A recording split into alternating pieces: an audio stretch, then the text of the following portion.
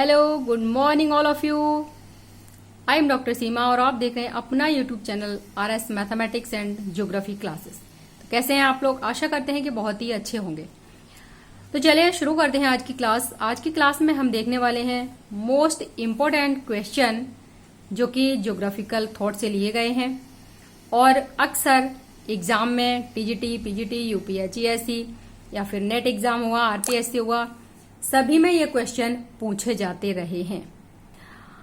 तो चलिए शुरू करते हैं। सबसे नंबर 1 क्वेश्चन है कि निम्न में से कौन सा भौगोलिक विचारधारा का क्रम सही है। यानी यहां पर हमें देखना है कि कौन सा क्रम सही है। तो जब आप देखेंगे यहां पर तो सबसे पहले निश्चयवाद है, मात्रात्मक क्रांति है, संभववाद है, व्यवहारवाद है। इन चारों को ही घुमा दिया गया है। सेकंड है निश्चयवाद, उसके बाद संभववाद, फिर मात्रात्मक क्रांति, फिर व्यवहारवाद। व्यवहारवाद, संभववाद, निश्चयवाद और मात्रात्मक क्रांति। नेक्स्ट D नंबर है संभववाद, निश्चयवाद, व्यवहारवाद और मात्रात्मक क्रांति। अब ये क्वेश्चन जैसा कि आप देख रहे हैं, निश्चयवाद और संभववाद, यहाँ पर दो वाद आपको दिखाई दे रहे हैं। जैसे कि सबसे पहले निश्चयवाद आया है, उसके बाद संभववाद आया है। ये वाला क्रम और किसी में नहीं है, तो यहाँ पर जो सही आंसर होगा वो हो जाएगा B नंबर, यानी कि हमारा B नंबर सही हो जाएगा।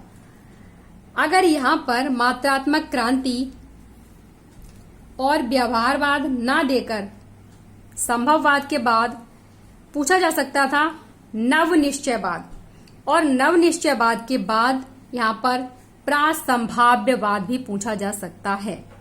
जैसा कि आप जानते हैं कि निश्चयवाद के समर्थक कौन हैं, तो इनमें निश्चयवाद के समर्थकों में आते हैं हमबोल्ट है, रिटर है, रेटजेल है और कुमारी एलन सैम्पल हैं।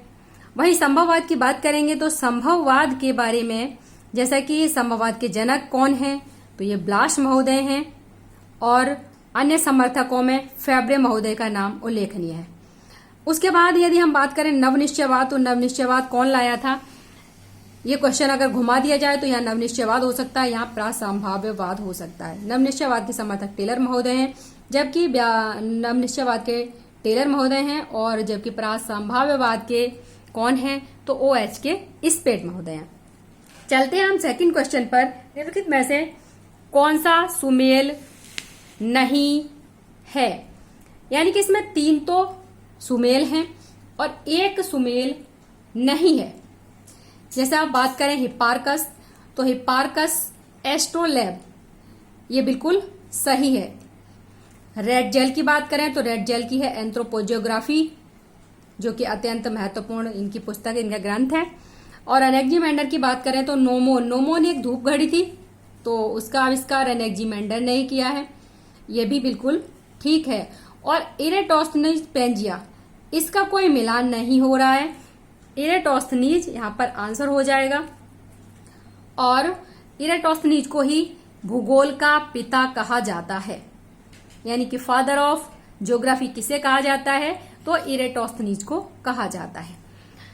नेक्स्ट हम बात करें क्वेश्चन नंबर 3 की, तो ये है थर्ड क्वेश्चन। निम्नलिखित में से कौन सी संकल्पना ब्लास से संबंधित नहीं है? यानी कि जो ब्लास महोदय हैं, विडाल डिला ब्लास इनका पूरा नाम है, और इनकी पुस्तक इनमें से एक नहीं है। बाकी तो इनकी है 3, लेकिन एक कौन सी नहीं है? तो अगर देखा जाए तो पार्थिव एकता इन्होंने ही दी है, और विशिष्ट जीवन पद्धति ये भी बिल्कुल ठीक है। संभववाद, तो संभववाद के जनक हैं ये। लेकिन अगर बात करेंगे आप भूदृश्य की, तो भूदृश्य किसका है? तो ये है कार्ल ओ सावर का, यानी कि कार्ल सावर महोदय। तो ये कार्ल सावर महोदय का ग्रंथ है, इन्होंने ही भूदृश्य दिया है। तो इस प्रकार से हमारा जो आंसर हो जाएगा, हमारा आंसर हो जाएगा भूदृश्य। नेक्स्ट हम बात करें भूदृश्य को लैंडस्केप के नाम से भी दे सकता है। तो आगे देखें क्वेश्चन नंबर 4, और क्वेश्चन नंबर 4 में यहाँ पर दिया है कि निम्न में से कौन सा युग्म सुमेलित नहीं है, यानी कि एक युग्म ऐसा है जो सुमेलित नहीं है। यहाँ पर 3 बिल्कुल ठीक है।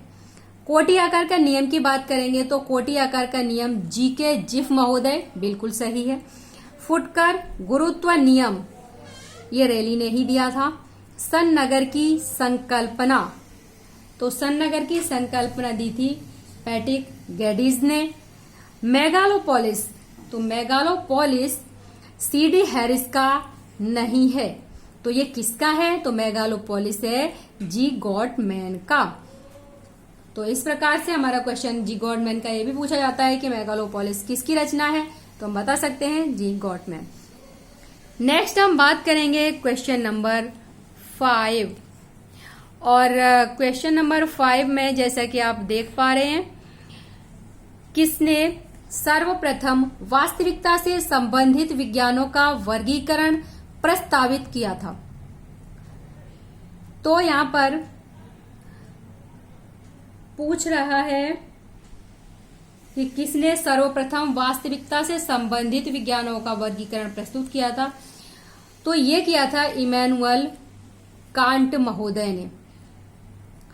तो यहां पर आप देखें तो यहाँ पर है एक अलेक्जेंडर वॉन हम्बोल्ट को देख रहे हैं, जो कि हम्बोल्ट निश्चयवादी हैं, और कार्ल रिटर हैं, ये भी निश्चयवादी हैं। अगर हम्बोल्ट की बात कर लेते हैं तो इनका प्रसिद्ध ग्रंथ है कॉस्मोस, और उसके अलावा कॉस्मोग्राफी भी। रिटर की बात करें तो रिटर का जो ग्रंथ है वो है अर्ड कुंडे, और ये अत्यंत ही महत्वपूर्ण ग्रंथ हैं इनके। चलिए नेक्स्ट हम बात करेंगे क्वेश्चन नंबर 6 की। तो जो क्वेश्चन नंबर 6 है, हाँ, तो वो है कौन सा युग्म सुमेलित है। यानी यहाँ पर पुस्तकें दी हुई हैं, यानी कि विडाल डिला ब्लास की बात कर रहे हैं कि वास स्थान लेबेंसराम, और दूसरा है रेड जेल स्पंदन परिकल्पना। नेक्स्ट कह रहा है कि एल्सवर्थ हंटिंगटन प्रवास कटिबंध और गिफ्ट टेलर नवनिश्चयवाद। यानी कि यहाँ पर एक सुमेलित है और बाकी कोई सुमेल नहीं है किसी का। तो यहाँ ब्लास की बात करें तो लेबेंसराम ब्लास महोदय की ग्रंथ नहीं है ये। अगर हम रेड जेल को देख रहे हैं तो ये भी इनका नहीं है। अगर हम प्रवास कटिबंध की बात कर रहे हैं तो प्रवास कटिबंध किसका है, तो वो टेलर महोदय का है प्रवास कटिबंध, इसलिए वो यहाँ पर फिट नहीं बैठ रहा। अगर नवनिश्चयवाद की बात करें तो गिफ्ट टेलर महोदय का ही है नवनिश्चयवाद। तो इस प्रकार से हम देख पा रहे हैं कि हमारा यहाँ पर जो सही है वो क्वेश्चन है, उसका जो आंसर है वो है डी नंबर, यानी कि गिफ्ट टेलर नवनिश्चयवाद। यहाँ पर हम नंबर 7 है जो हमारा, उसमें पूछ रहा है कि मानव पृथ्वी की उपज है, यह कथन किसने दिया था। तो ये जो कथन है ये दिया था ईसी सैम्पुल ने। किसने दिया था, ईसी सैम्पुल ने दिया था। एलन चर्चिल सैम्पुल इनका पूरा नाम है। और वहीं पे हम रेड जेल टेलर की बात कर चुके हैं। ब्रून्स यानी कि ये संभववादी हैं, टेलर नवनिश्चयवादी हैं, रेड जेल निश्चयवादी हैं, और ये भी सैम्पुल भी निश्चयवादी हैं। इन्होंने तो मानव को एक मोम के पुतले की संज्ञा भी दी है। तो यहाँ पर ये भी क्वेश्चन पूछ सकता है कि मोम के पुतले की संज्ञा देने वाली जो हैं तो वो कौन है, कौन से विद्वान हैं, तो आप बता सकते हैं। नेक्स्ट हम बात करें, हमारा क्वेश्चन नंबर है 8, और 8 क्वेश्चन में आप देख रहे हैं कि रेड जेल का कार्य आधारित था इस संकल्पना पर कि, यानी कि जो रेड जेल कार्य करते थे, जो उन्होंने अपने भूगोल के क्षेत्र में कार्य किया है, योगदान किया है, तो सबसे ज्यादा वो किस पर निर्भर है, यानी कि किसके बारे में उन्होंने बात की है। तो यहाँ पर भूगोल का भूगोल एक वैज्ञानिक विषय है, तो इसमें नहीं। भूगोल और सांस्कृतिक पक्षों के मध्य एक द्विविभाजन है। भूगोल आवश्यक रूप से वर्णनात्मक है। भौतिक पर्यावरणीय मानव क्रियाओं को नियंत्रित किया है। तो इनकी जो बात थी वो थी भौतिक पर्यावरण में, भौतिक पर्यावरणीय मानव क्रियाओं को नियंत्रित किया है, इसके बारे में इन्होंने चर्चा की है। नेक्स्ट हम देखेंगे हंटिंगटन महोदय। और हंटिंगटन महोदय जाने जाते हैं, मतलब कि हंटिंगटन महोदय का जो क्षेत्र में योगदान रहा है भूगोल के क्षेत्र में, तो उसमें कौन से पॉइंट हैं जिन पर कि विशेष इन्होंने अपना योगदान दिया है, तो उसके बारे में पूछ रहा है। तो यहाँ पर मानव जीवन पर जलवायु के प्रभाव के वर्णन के लिए, तो मानव जीवन पर जलवायु का जो प्रभाव है वही दिया है हंटिंगटन महोदय ने। नेक्स्ट हम बात करें तो ये है निम्नलिखित में से कौन सी संकल्पना ब्लाश महोदय से संबंधित है, यानी कि जो मिडाल डीला ब्लाश हैं उनसे संबंधित कौन सी संकल्पना है, जैसा कि हम पहले चर्चा भी कर चुके हैं। निश्चयवाद की बात करेंगे तो ब्लाश महोदय उसमें नहीं आएंगे। निश्चयवाद या नियतिवाद, तो ये सब एक ही है। निश्चयवाद हुआ, नियतिवाद हुआ, या फिर इसे हम डिटर्मिनिज्म कह सकते हैं। कुछ इंग्लिश वर्ड, कुछ हिंदी वर्ड, लेकिन हम ये ध्यान रखने वाली बात है यहाँ पर कि हमें इंग्लिश हिंदी दोनों ही वर्ड आने चाहिए, अन्यथा हमारे क्वेश्चन का आंसर गलत भी हो सकता है, क्योंकि क्वेश्चन कई तरह से पूछे जाते हैं। तो यहाँ पर ब्लास महोदय हैं संभववादी, यानी कि संभववाद ब्लास महोदय से संबंधित है, बाकी कोई भी इनसे संबंध नहीं है। अगर हम प्रसंभाव्यवाद की बात करेंगे तो यहां पर आ जाएंगे OH स्पेट महोदय, OH स्पेट महोदय।